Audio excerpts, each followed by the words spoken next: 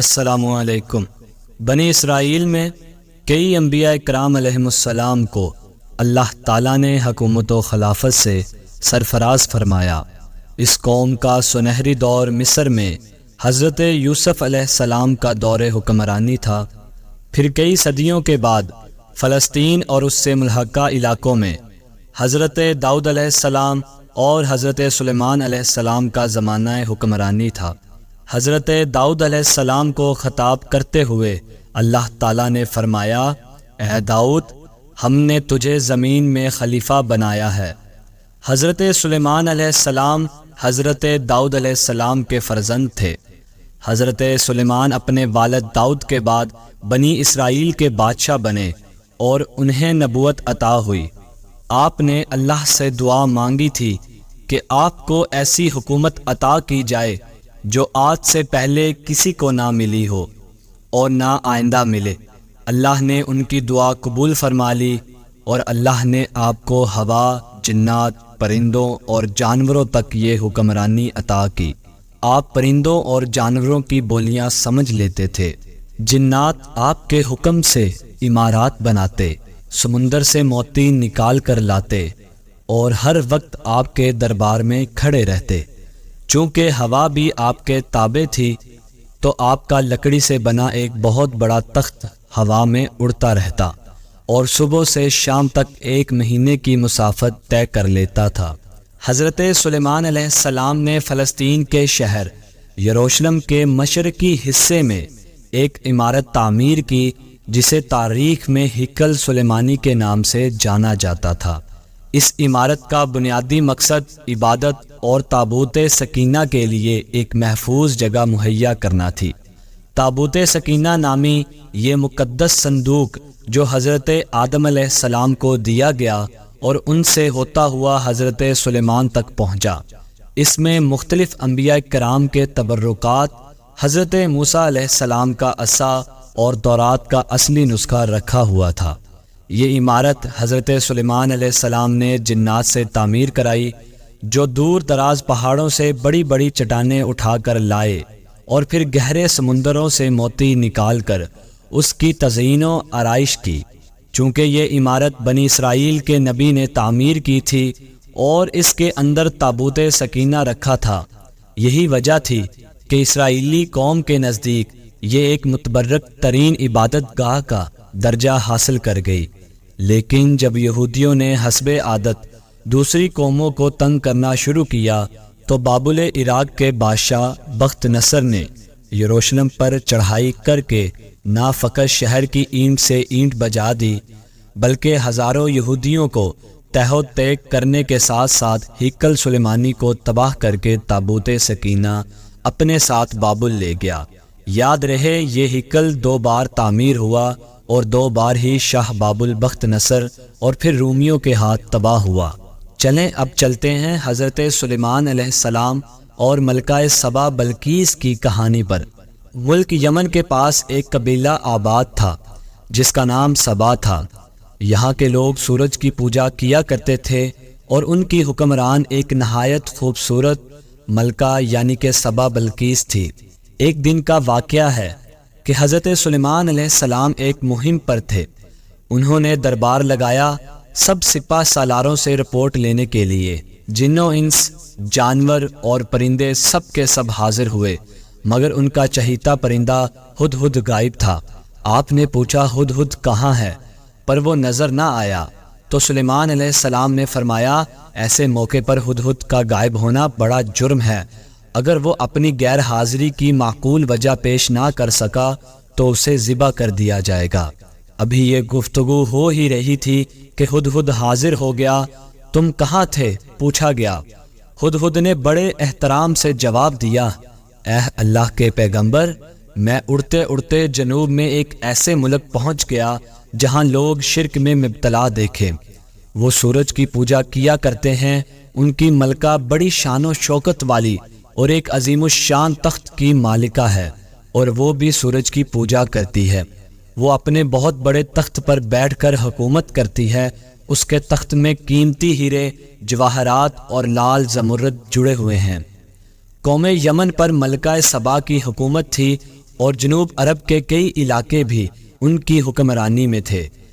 اگر تمہاری بات سچ ہے تو میرا خط اس ملکہ تک پہنچاؤ کہ وہ اور ان کی قوم شرک سے باز آ جائے اور دین کی راہ اپنائے۔ خط پہنچانے کے بعد وہاں بیٹھ کر سنو وہ کیا رد عمل اختیار کرتے ہیں، اور پھر آ کر مجھے خبر دو۔ حضرت سلیمان نے ہدہد کو حکم دیا اور خط لکھوایا۔ حضرت سلیمان نے ملکہ بلقیس کو مخاطب کر کے لکھا، بسم اللہ الرحمن الرحیم۔ یہ مکتوب سلیمان کی طرف سے ہے، اللہ رحمان و رحیم کے نام سے شروع کیا گیا ہے۔ مضمون یہ ہے کہ میرے مقابلے پر سرکشی نہ کرو اور مسلم بن کر میرے پاس حاضر ہو جاؤ۔ اس کا ذکر سورہ نمل میں بھی ہے۔ یہ خط دراصل ملکہ سبا اور اس کی قوم کی طرف دعوت اسلام تھی، انہیں شرک سے ہٹا کر توحید کی طرف لانا تھا۔ ہدہد نے خط لے جا کر ملکہ بلقیس کی گود میں گرا دیا۔ اس وقت گرایا جب وہ سورج پرستی کے لیے مصروف تھی۔ ملکہ حضرت سلیمان کا خط پڑھ کر حیران رہ گئی اور اس نے دربار بلوایا۔ ملکہ کے دربار میں اس وقت 300 کے قریب سردار بیٹھے تھے۔ انہوں نے جب خط کا متن سنا تو طیش میں آ گئے اور کہا کہ یہ خط ہماری توہین ہے، ہمیں اس کا سخت جواب دینا چاہیے۔ مگر ملکہ بہت سمجھدار تھی، اس نے انہیں سمجھایا کہ خط سے پتہ چل رہا ہے یہ کوئی عام شخص نہیں، خدا کا پیغمبر ہے، ہمیں حکمت سے کام لے کر اسے آزمانا چاہیے۔ اگر یہ واقعی ہی اللہ کے نبی ہوئے تو تحائف قبول نہیں کریں گے اور پھر ہم ایمان لے آئیں گے۔ کافی بحث کرنے کے بعد یہ طے پایا کہ حضرت سلیمان علیہ السلام کی خدمت میں پہلے تحائف بھیجے جائیں گے اور انتظار کیا جائے گا کہ ہمارے ایلچی وفد کیا جواب لے کر لوٹتے ہیں۔ ہدہد یہ ساری گفتگو سن رہا تھا، اس نے آ کر حضرت سلیمان کو ساری بات بتا دی۔ دوسری جانب ملکہ بلقیس نے ایک وفد تیار کیا جس کے ساتھ نہایت قیمتی تحفے، تحائف، غلام اور لونڈیاں حضرت سلیمان علیہ السلام کی خدمت میں روانہ کیے گئے۔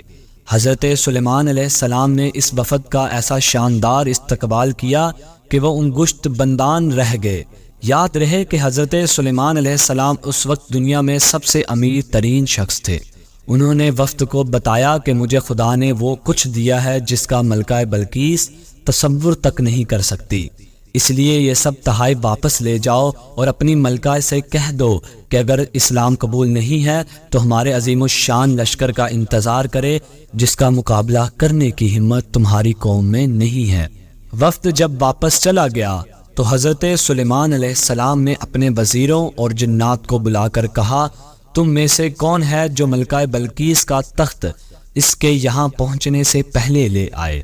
سبا کا تخت 80 گز لمبا اور 40 گز چوڑا تھا، سونے چاندی اور قیمتی جواہرات سے بھرا پڑا تھا۔ اسے اٹھانا تو دور، ہلانا بھی آسان نہیں تھا۔ ایک جن نے کہا کہ حضور میں دن ڈھلنے سے پہلے لا سکتا ہوں۔ حضرت سلیمان علیہ السلام کے ایک وزیر جن کا نام آصف بن برخیا تھا، وہ اسم اعظم جانے جاتے تھے، ولی اللہ تھے۔ انہوں نے کہا کہ میں پلک جھپکنے سے پہلے لا سکتا ہوں، میرے پاس صحیفوں کا علم ہے۔ حضرت سلیمان علیہ السلام نے آصف بن برخیا کو حکم دیا اور ملکہ کا تخت لمحوں میں حضرت سلیمان علیہ السلام کے سامنے ان کی کرسی کے برابر میں موجود تھا۔ حضرت سلیمان علیہ السلام نے تخت حاضر ہو جانے کے بعد اس پر لگے ہیرے، جواہرات اور دیگر قیمتی اشیاء کو ہٹانے کا حکم دیا تاکہ اس کی شناخت باقی نہ رہے اور ملکہ کا امتحان لیا جا سکے۔ جب ملکہ حضرت سلیمان کی سلطنت میں حاضر ہوئی تو اس کا پرزور استقبال ہوا۔ اسے ایک ایسے محل میں لے جایا گیا جس کا فرش ایک مخصوص شیشے کا بنا ہوا تھا، جسے دیکھ کر گمان ہوتا تھا کہ شاید پانی کا چھوٹا سا ایک تالاب ہے۔ لہٰذا جب ملکہ اس محل میں داخل ہوئی تو فریب نظر کا شکار ہو کر اپنے لمبے شاہی لباس کو دونوں ہاتھوں سے اوپر کر لیا تاکہ بھیگ نہ جائے، لیکن فرش پر قدم رکھنے کے بعد ملکہ کو یہ جان کر حیرت اور شرمساری محسوس ہوئی کہ یہ پانی نہیں بلکہ فرش پر لگے شیشے کا عکس ہے۔ ملکہ بلقیس کو جب اس کا تخت دکھایا گیا جس کی شکل بظاہر تبدیل کر دی گئی تھی، مگر وہ اپنی ذہانت سے تخت کو پہچان گئی اور حیران رہ گئی کہ وہ اپنا تخت سخت حفاظتی پہرے میں چھوڑ کر آئی تھی، اسے اس بات کا یقین ہو گیا کہ جو شخص اس کے لیے اتنی بھاری بھرکم تخت کو اتنی کم مدت میں یمن سے 1500 میل دور یروشلم کے شہر لا سکتا ہے، وہ یقیناً خدا کا پیغمبر ہے۔ سب معجزات دیکھ کر وہ اور اس کے تمام لشکری حضرت سلیمان علیہ السلام کے ہاتھ پر مسلمان ہوئے اور کفر و شرک کی دنیا چھوڑ کر توحید کا پرچم تھاما، اور یمن اور جنوبی عرب میں اسلام پھیل گیا۔ والسلام۔